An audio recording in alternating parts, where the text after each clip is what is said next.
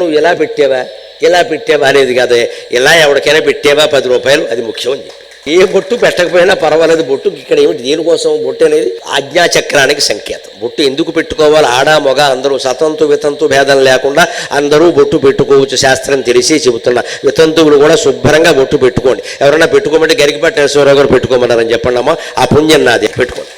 బొట్టుకి మొగుడికి సంబంధం లేదు. వీళ్ళు వితంతువులేమో పెట్టుకుందుకు లేదు అని బాధపడుతున్నారు. ఉన్నవాళ్ళు కాలేజీ అమ్మాయిలు మొత్తం తీసేసారు. పెళ్ళైన వాళ్ళు కూడా విచిత్రం, ఇంట్లో పెట్టుకుంటారు. ఆఫీస్కి వెళ్ళేటప్పుడు కనిపించకుండా పెళ్లినాడు అరుంధతి నక్షత్రంలాగా పెడతారు. కనపడితే ఎవరన్నా ఏమంట, మరి ఏమండి ఇతర మతాల వారెవరికి వారి చిన్నాలు మెళ్ళో వేసుకుని ఆఫీసుకు తిరుగుతున్నారే, వాళ్ళ ప్రార్థనల కోసం పూజల కోసం గంట పర్మిషన్ ముందు పెట్టుకుని వెళ్ళిపోతున్నారే, వాళ్ళు ఎవరికీ లేనటువంటి నామోషి మనకెందుకు వచ్చిందండి హిందువులకి? మన చిహ్నాలు మనం ధరించడానికి, మన బొట్టు మనం పెట్టుకోవడానికి మేము హిందువులం, మేము హిందువుల్లాగే జీవిస్తాం, హిందువుల్లాగే మరణిస్తామని చెప్పవలసిందే ప్రతి హిందూ.